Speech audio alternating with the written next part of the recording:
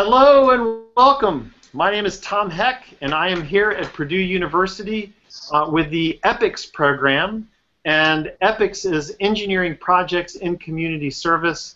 It is 20 years old here at the university, and this is our very first Google Hangout on air with a teacher and his students. And we're going to be talking about the EPICS program and how they're using this model and specifically to design some solar lighting solutions for people who are living in a remote area in the Pacific Ocean. So joining me today is Jean Truesdale. There's Jean. Say hi there, Jean. Hi.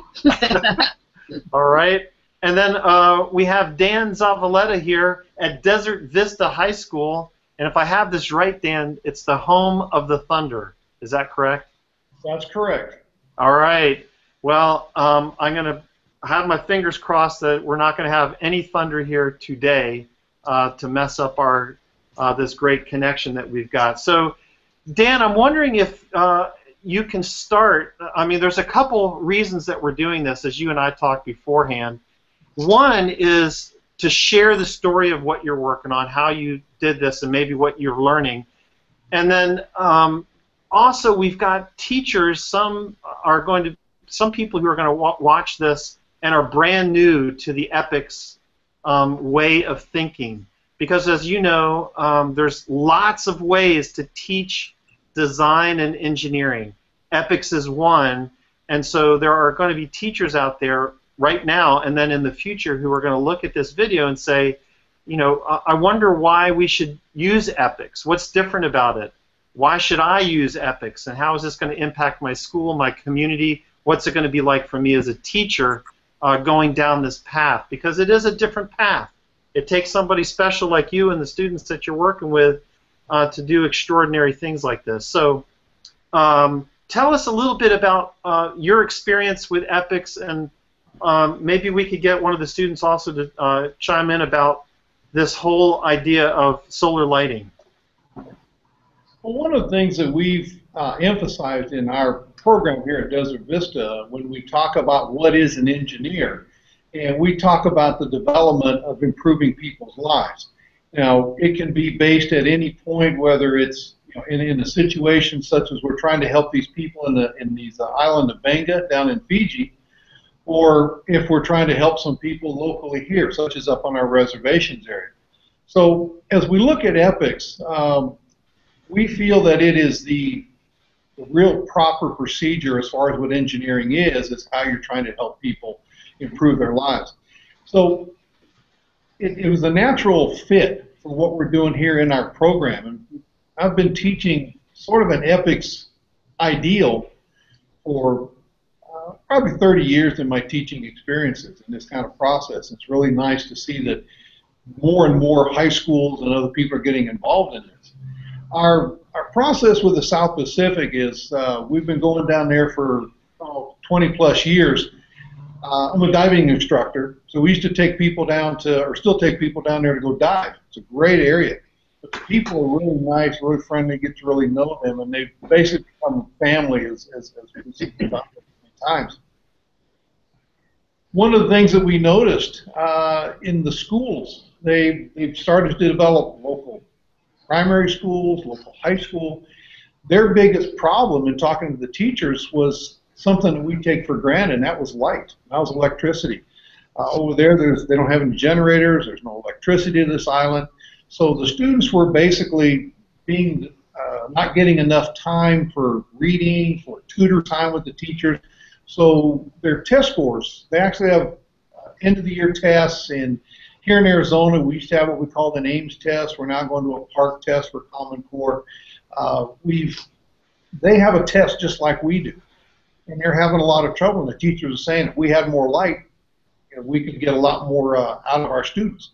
So some of my students previous years, they developed some solar lighting systems. We put them in these schools, and just because they had 3 to 4 hours of light more a night, their test scores went up by 40% in the first 3 months. The end of the year tests, they used to have 60, 65% they would pass. Now they're at 98, 99% passing into the next school year. So what the students designed really wasn't anything new, but what they designed was simply a system that provided people an opportunity to improve their education, which is going to improve their lives. So that's kind of where we started at. And so what my students this year are doing is a lot of different projects. They're looking at lighting as well, but they've also got some other ideas that they've been working on as far as using some solar power, some battery, LED lights, that type of thing. Awesome. Well, so I'm curious that maybe a student could share some insights gained through this process. You know, because as you know, why not just study engineering and design using, you know, and I'm guilty of this, like some inauthentic, if you will, design processes, things that were just sort of make-believe. And you know, long ago, I remember giving some of my students popsicle sticks and hot glue guns, you know, and building a bridge, and then, you know, using a weight to you know, figure out how long or how much weight that little bridge is going to hold. What's the difference in your mind between going that route? Maybe I'm being a little extreme, and going the route that you've gone. And I'm curious if you have a student who's got an opinion about that, because doing this real design, I'm going to guess, is challenging. You know, very much so it is. But I think that when you give them real situations and real challenges, I think that they see more relevant into what it is they're learning and what they're applying. And I think that makes the biggest difference. I've got several students here, and what I'll do is probably go ahead and turn one of them over to you and maybe let him explain a little bit about that. That's great. I've got Jacob and Rex who are working on a problem right now, so I'll actually go ahead and turn over to those two and let them try and answer that for y'all. Okay, so one of the biggest questions that students generally ask teachers is, when will this be relevant in life? Any math, science, English course, and like in this program you are like actually helping in real world situations. It's not simulations, it's not like some fabricated problem. It's a real problem we're trying to solve, so it makes it a little more closer to home, and it makes you a little more invested in it. And but personally for myself, like I have a more sense of a drive if I can actually see that I'm going to help people with my solutions to a problem, rather than just like a hypothetical problem that I'm trying to solve. If I can actually say, like, with my solution, I'm going to help people better their lives, then I have more of a drive to accomplish that problem, no matter what obstacles face. So about that, tell us more about the impact, the work that you're doing and how it's impacting other people's lives.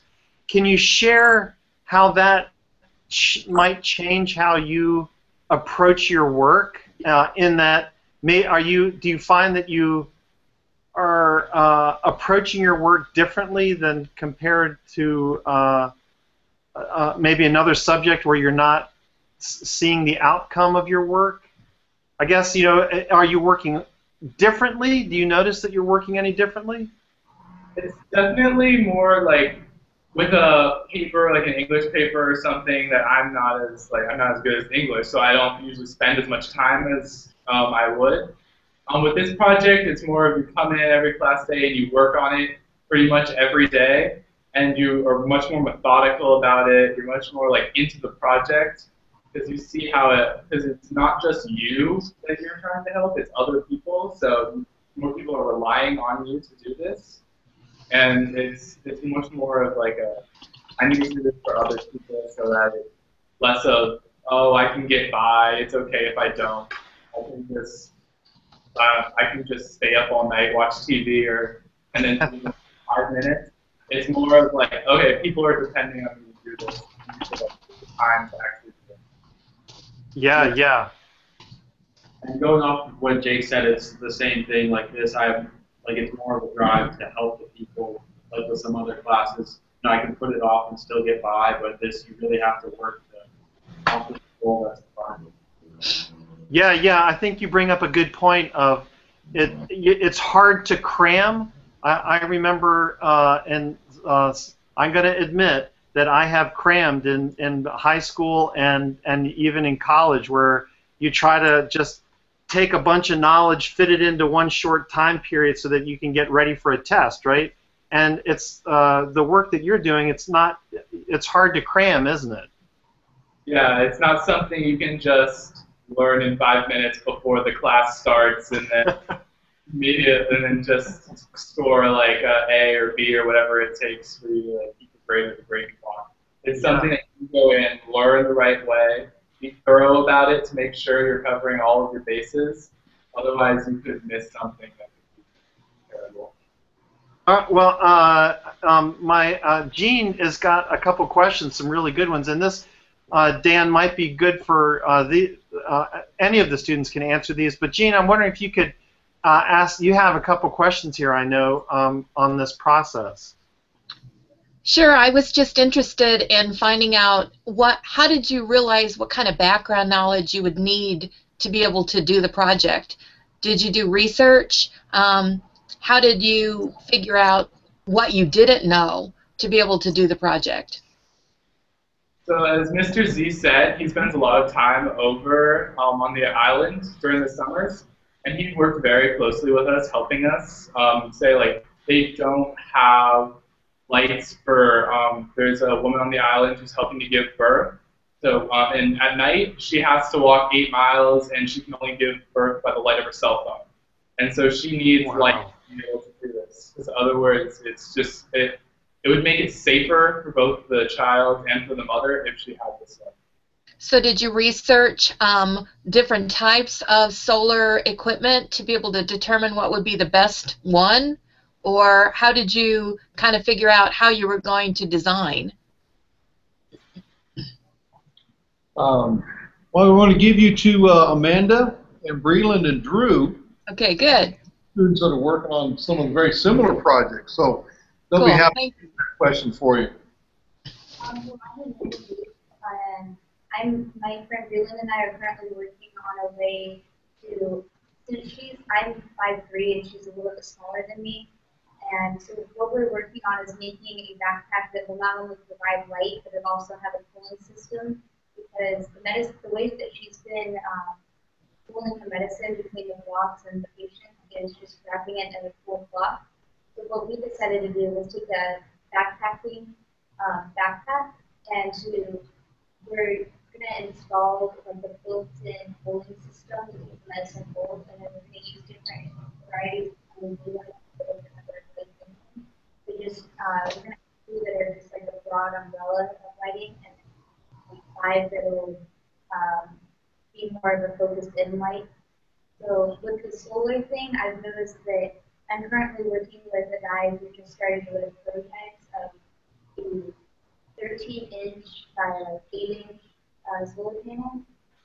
Who he developed a way to like prop it up, and then it'll be like a lid that supports the panel, and then you can flip it over and then snap back in place, and it goes on cover.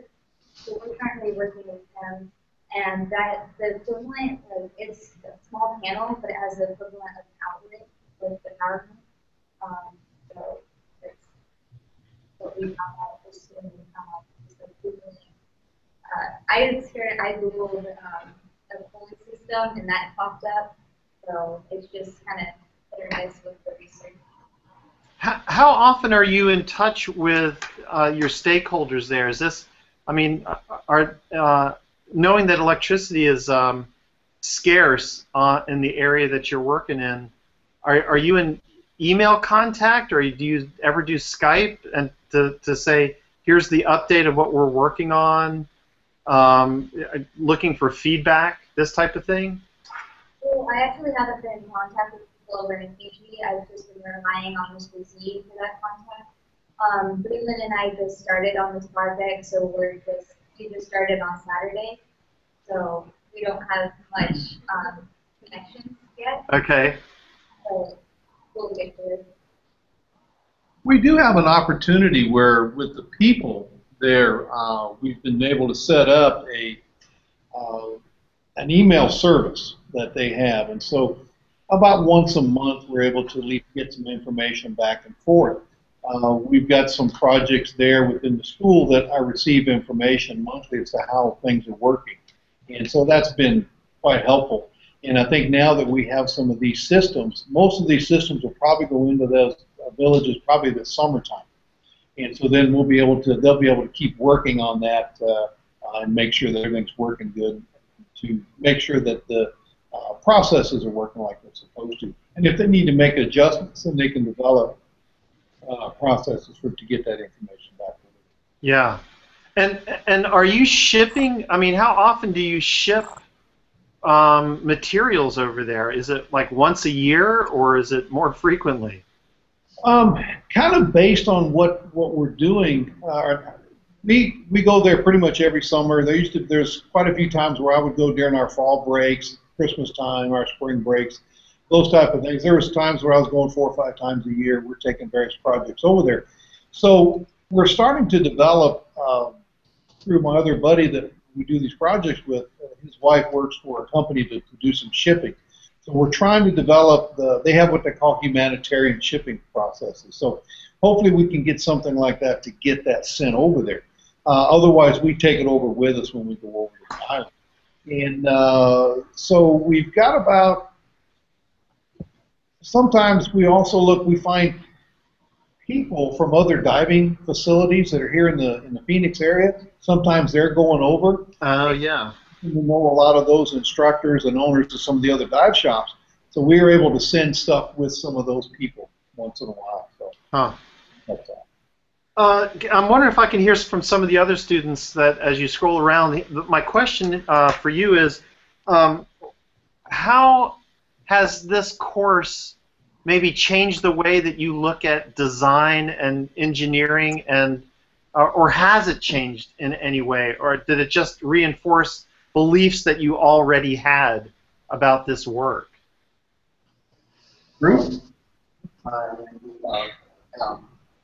It kind of changed the way I saw engineering. Originally, when I came to Desert Vista as a freshman, I had the thought in my head that I would be kind of like a doctor type person, and I was taking this class for the tech credit that it provides, and after about a week or so, it kind of changed my perspective on the way Mr. Z teaches. It changed your perspective about engineering, what it's going to do for you, not only in the future, but like Yeah, you might need to speak up just a little bit. So am I hearing you right that when you started to, when you came into this, you were thinking of a different career path, perhaps, and engineering? Did I hear you say that it's you're looking at engineering and that it's impacting people's lives? Yeah, like how the EPICS helps not just not something that's like a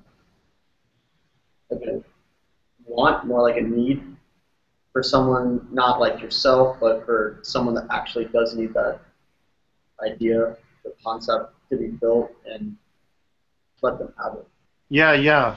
It's one of the things, that we see engineering as a way to truly impact the world and make a difference. It's not so much about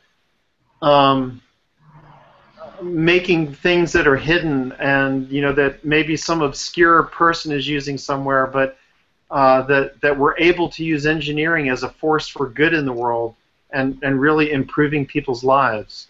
So that's great that you're seeing that. How about you, the rest of you, the gentleman over there to your left? I got that right. Yeah, left. How are you seeing? Has this course changed the way that you've looked at engineering or design?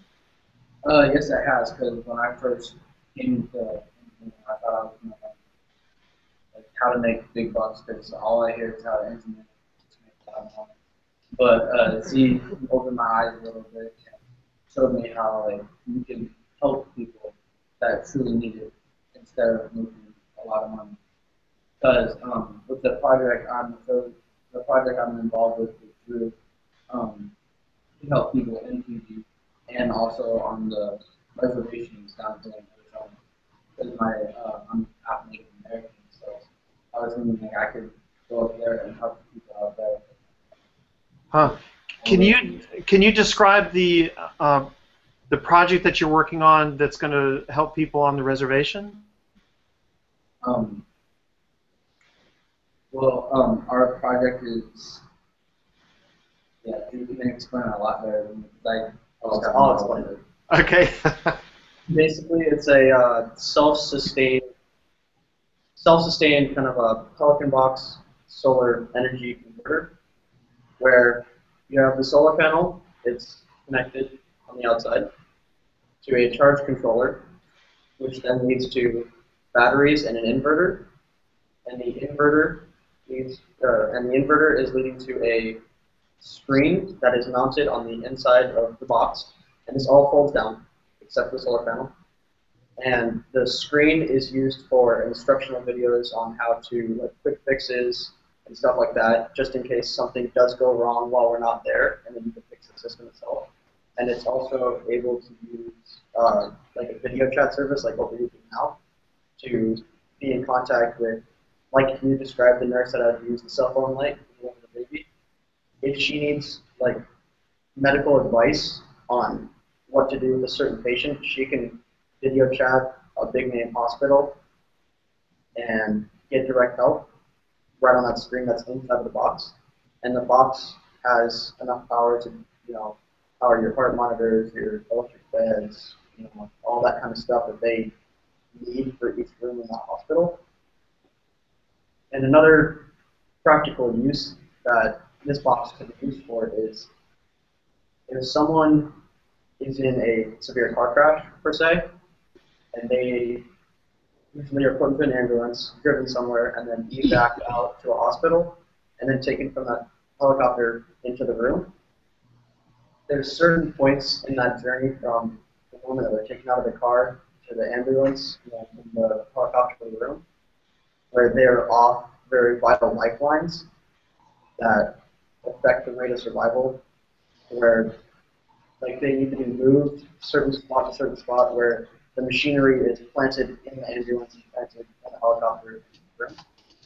This box would kind of move as they move, and it kind of ups the rate of survival in a way where they're not off those vital lifelines at any point in that journey all the way to the room. Wow. I would love to see pictures of this. So at some point, I'm going to, Dan, if you guys have pictures, I'd love to see that. Well, Dan, I've got a couple questions for you in just a second, but I'd like to hear from these guys all the way over. Yes, there we go. The last two gentlemen in the arc there. So I'm wondering if you can tell me about the, and I'd like to actually ask this of Dan too, but I'd like to start with you guys. Tell me about what it's like to be working on some of these projects, which seem like they take a while. It's not like something that you start on Monday and complete on Friday. And so you've got to have some sort of stamina to keep going with this. Tell me about that. What's it like as a student to be on the student end to, what's the longest you've ever worked on a single project? Okay, well, I'm Aaron, and it does take a lot out of you because a lot of our projects are going to take a lot longer over time. But I think as long as we know that we're going to be helping out somebody in a less fortunate civilization, that I think that we can always power through it. Because I personally, whenever I feel that I'm helping out somebody, I will always add that extra 110%. So, like in my project, I am building a reusable and biodegradable hospital made out of wooden pallets. To build this is probably going to take me all year. I started doing research last year about it, and that was tiring enough. But now I have to build a 20 by 20 room that can hold multiple people, hold nurses, and that's going to be really tiring. But as long as I know that I'm going to be helping out other people less fortunate in civilization, okay. And who's going to use this? Well, the original idea was for Ukraine because my friend became a refugee after war hit his town. But then over time, he actually helped me decide that I was going to send it to places like Fiji, Mexico, probably less fortunate cities in the States as well. Much like military to the reserves. And so I'm thinking that once it becomes, well, want to be a hospital that is self-sustaining, that it could go anywhere, in my opinion. But I would prefer for it to go to less fortunate civilizations such as Fiji or Ukraine or any other. Have you come up with a name for this structure? Sort of. The original name was just the self-sustaining hospital. But over time, it's become there was an old company that used to make, like, they used to make these, but they weren't self-sustaining. But now that that company's kind of gone away and their name is no longer trademarked, I'm going to use that as First Aid Forts. Well, I'm the actual founder of the self-sustaining First Aid Forts. So that I'm debating between First Aid Forts and coming up a new, more exciting name. Yeah, yeah. And are the two of you working together? I'm not, however, I would like to incorporate Drew's. I'm working with my friend Matt on his project, which is much like Drew's. And I'm aligned to, well, they haven't known your name yet, but I wanted to invite Ross's idea into mine as well. And what is that? What are you working on? Well, I'm Ross. My idea is to implement a hydrogen fuel cell system into their projects to like charge up the batteries, supply power. Since a lot of the areas that they're going to supply systems to have a lot of water, like the water bodies surrounding the area, like the beach, the ocean. So we use the water to turn into the hydrogen, which can then power the fuel cell and run all the electronics and lights and everything else in the system. Wow, that seems pretty cool and ambitious, and I like the fact that how there is some harmony that's going on here, where you know, your project can support the work of others that are in your own classroom there. So Dan, I'm wondering if I can ask you a question. My question is, I can already tell a teacher is going to say, you know, hospital, solar lighting, hydrogen fuel cells. How on earth are you an expert in all of this, and how are you teaching your students all of this? Well, you know, yeah, that's pretty good. My development, I guess, if you will, on my own, has been a lot of these types of projects. The hydrogen fuel cell, we kind of jumped in on the infancy of that when it first was beginning.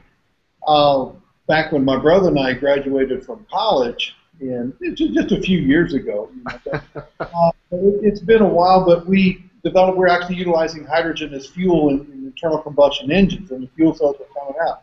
So the knowledge that I gained from that, and then also some of my outside work of teaching, and we've gained a lot of these experiences and knowledge. So it's helped in what these students are, what I'm able to learn, what I've learned and been able to transfer that to the students. It has helped quite a bit. And a lot of it really, with what the students are doing, we are kind of learning as the project goes along. So you don't have to know everything before you get started. You know, just pick something that's kind of small, start off with small, and let the students figure it out. You know, they're going to take it farther than what I would ever have imagined with it, or what any other teacher will imagine. The students are going to figure out a lot further. So you're kind of learning at the same time. And so that's one of the things that I think as an educator, you've also got to realize that you don't have to always teach. You can also be taught. And so let the students do some teaching once in a while and finding out of information. Yeah, it really seems like you're acting like a source of inspiration. And maybe, Gene, you can, as we record this video, I got to say that I'm only in my 7th week here with the EPICS program at Purdue. I have been a classroom teacher, and I'm involved in the maker movement, and I love to tinker. And have developed some products of my own, and I love this work. I love the idea of making things while we're making a difference, and so your work is really inspirational to me, even outside of EPICS. All of your students there, Dan, and I'm wondering, Gene, if you can kind of jump in and talk about this from a curriculum development standpoint. So for a teacher who is watching this, or an administrator who's watching this, if you could talk about what the design of EPICS. That, in other words, from what I gather, what Dan is doing is part of what we seek to experience with our students. In that, in other words, the teacher doesn't have to be a subject matter expert necessarily. Am I correct in this? Yes, and that goes along with the whole philosophy of service learning, and service learning in where we're lifelong learners, and Dan kind of exemplifies that. So our whole point of the curriculum is trying to help the teachers to have the documents and the resources to be able to walk through the engineering design model that we have with EPICS. And so it sounds like your kids have done a great job of pulling together, figuring out what the identification of the project would be, what the specifications are going to be, coming up with the prototypes and their design models, and finding multiple prototypes, and then getting into that detailed design. So it sounds like you guys are doing it all. So really excited. Yeah, it is really exciting to see. So Dan, can you tell what type of person, in your estimation, would EPICS be a good match for? In other words, if they're going to take on EPICS, what must they be comfortable with? The thing that I find with EPICS, that what I like in my style of teaching and the way I've always kind of taught, is that you kind of have a start date and you have an end date.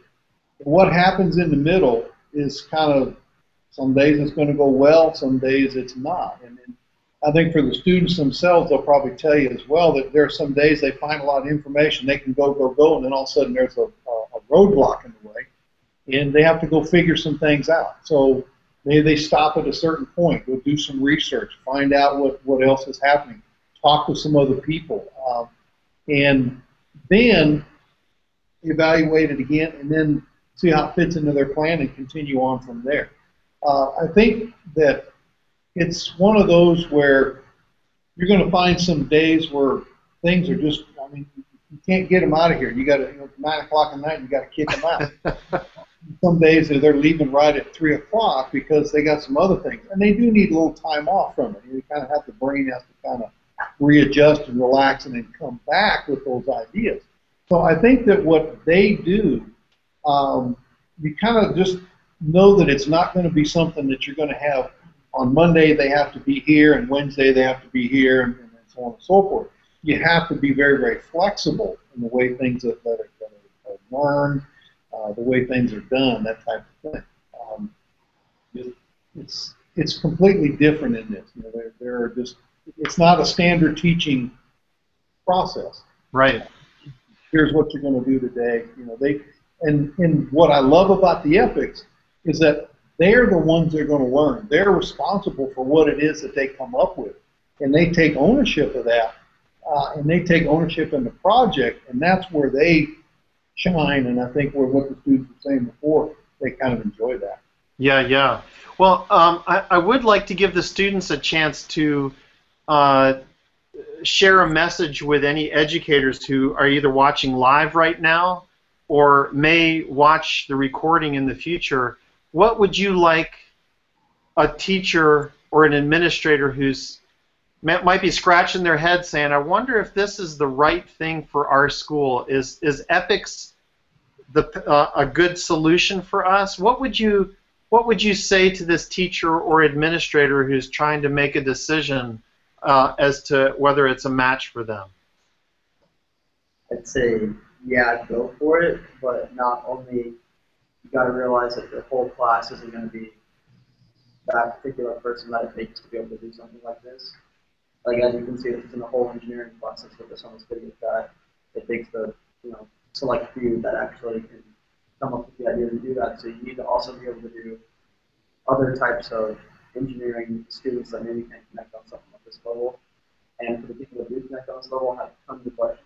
That's the main thing that I like about this class is, say you're doing an English paper, they're going to give you guidelines on the format, what you got to write, what you got to write it on. In this class, Z gives you the problem and only the problem. You go and say, Z, how does this look? Is it, am I coming along with it? You say, well, is it doing this? Is this done? And you just give you questions, and if the answer is no to any of them, you know where to go with the project. Good. Who else? What else? Who else has got a message for a teacher or administrator who's looking into EPICS and? I think Amanda's got an answer for you. Yeah, please share that. Well, I say that if you're not already doing this, that's your first problem. Going off of what you're saying, it is important to have other projects like VEX robotics that people can just have fun with. But for other students that can connect on a different level who want to go the extra mile, it is definitely a good thing to have. Don't ever put a limit on what you can and can't do, because as a student, being told that I couldn't make a backpack like this, it just made me want to do it more. And I just went to Z with it, and I'm like, hey Z, can you? And he's like, yeah, sure, make it happen, let's go. And so just having that, it's just, I don't know if I just have a good teacher or if it's just like everyone, but knowing that I'm a part of this, it like really helps with just knowing that I'm not just going through school just to get it done. That I'm actually helping others, and I think that the EPICS program really helps with knowing that not only will it help you get through high school, but it'll help you later on in life. Nice, nice. Anybody else? Message for teacher Can I ask administrator? a question? Yes, please. Yes, I was just wondering if it gave them insights into themselves that they never would have explored in another way. Is that kind of what you were saying? Okay, so, I mean, before I took this, I thought, pretty much first day of class, Z told everyone, every other class you've ever taken is never going to be like anything more like in this class. It's more practical about things that you actually want to do. Most people, they hear about, oh, poor people in PG, well, that sucks. But when it's us, we can do whatever it is we want. It's an open class. We're not like required to do something because we want to. Get excited about ideas that we come up with. It's not, I'm not going to fail my English class and have this great paper idea. It's I'm going to help someone in another world that. Yeah. Yeah, it's just a completely different experience than anything else. Yeah, what I'm hearing from you is that it sort of has provided you with some freedom of thought and expression. Is that true? Is that what you're saying there, sort of? Definitely true. Yeah, that's great.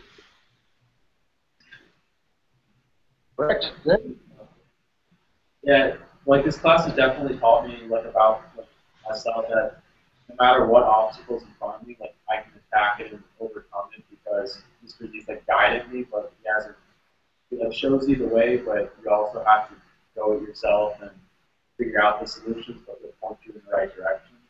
Yeah. Good. Another thing was you talked about how can we handle sustained projects. This like has helped us in like this class. It's helped us learn how to handle sustained projects like over a long period of time that we might encounter later in life in the workforce, where it's something that takes maybe like a development project that takes 2 or 3 years, and this is over the course of like a year or maybe a little more depending on the project. So it helps for the future on sustained projects. Yeah, yeah. Well, the work that you guys are doing is I was going to say it's like real life, but you already know it is real life. There are people at the other end of the work that you're doing that are depending on the work that you do. So it's not like real life. It is real life. So that's one of the things I love so much about EPICS is that it's I believe that the work that you're doing, that we need more people like you out there actually doing, using your creativity to solve these challenges that people are experiencing. There's no reason to wait. You know, I remember at a conference once hearing a speaker talk to a group of high school students, and he said, "Someday when you're leaders," and I thought to myself, no, there's challenges right now that need solving, and we need you to be the people solving these right now. So it's not someday, it is now, and so I'm totally inspired by what you're doing, and so I want to just applaud Dan.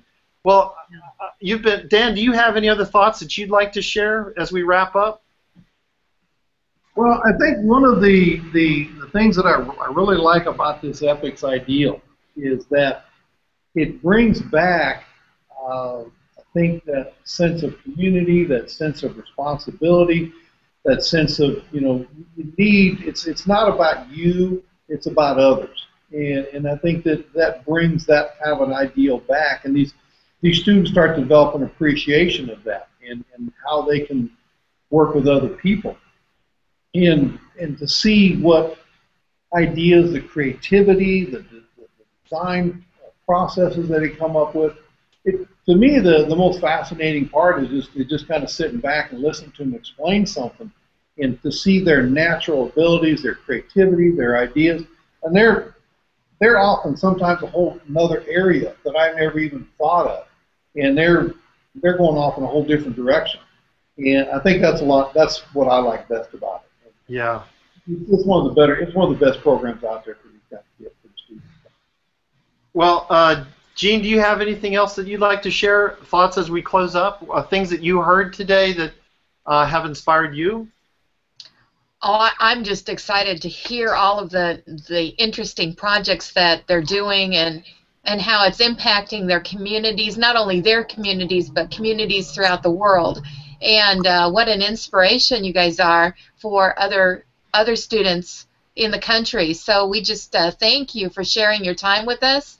And Dan, thank you for your leadership, not only in your school, but again as in our EPICS community. So we just really thank you guys for your time.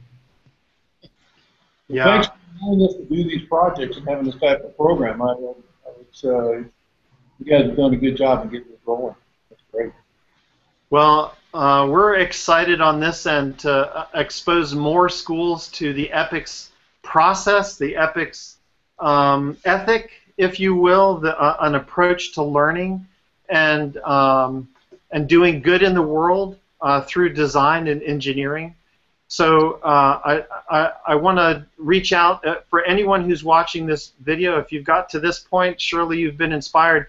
And Dan's contact, if you'd like to get in touch with Dan, you can reach out to him through the EPICS educator community, which is www.epicsk12.org, epicsk12.org. And if you've got really good eyes, you can actually see that in the small letters on my little poster that I just put up today. So come on over, and if you again, Dan is at Desert Vista High School in Phoenix, Arizona, and I'm sure that we will have him and see more of him and his students again in the future. And we're going to have more of these types of videos with other EPICS teachers and students around the country to learn what they're doing and how EPICS is impacting their students, their school, their community. And I wanted to start off with Dan here, because as soon as I heard what he was doing, I thought, oh my gosh, we've got to start with Dan. So Dan, thanks again for your graciousness, and thanks to all your students for showing up today. Thank you. Thank you. All right. Well, very good. I'm Tom Heck here at Purdue University with the EPICS program, the EPICS K-12 program. And if you'd like more information, please reach out to us. You can find us, just Google EPICS and Purdue, and you'll find us. Or you can sign up at our website for educators, epicsk12.org, and download some free information. Join the community and learn more about what we're doing. Thanks again to Gene for being here, and I look forward to seeing everybody again soon. Bye-bye, everybody.